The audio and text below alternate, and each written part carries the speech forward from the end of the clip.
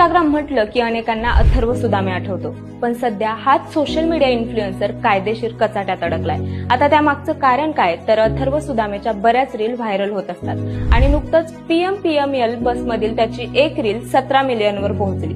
पण या रीलमुळेच त्याच्यावर प्रचंड टीका झाली आणि त्याला थेट PMPMLची नोटीस आली। बसमध्ये परवानगी नसताना रील शूट केली आणि महिला प्रवाशांची बदनामी केली असा ठपका त्याच्यावर ठेवण्यात आलाय। त्याच्या रीलमध्ये PMPMLचा अधिकृत गणवेश, ई तिकीट मशीन आणि बॅगचा वापर केलाय। याशिवाय या रीलमध्ये महिला प्रवाशांचं चित्रण अपमानजनक पद्धतीनं करण्यात आल्यामुळे महिला कर्मचाऱ्यांच्या सन्मानाला आणि प्रतिष्ठेला धक्का पोहोचला असल्याचं PMPMLनं म्हटलंय। अशा प्रकारच्या व्हिडिओंमुळे सार्वजनिक सेवेतील विश्वासार्हता कमी होते आणि संस्थेच्या प्रतिमेचं नुकसान होतं। तसंच PMPMLनं अथर्व सुदामेला सूचना दिल्या आहेत की ती रील इंस्टाग्रामवरून डिलीट करण्यात यावी आणि यापुढे PMPMLच्या कोणत्याही मालमत्तेचा आणि बसचा वापर करून परवानगीशिवाय व्हिडिओ किंवा फोटो शेअर करू नये।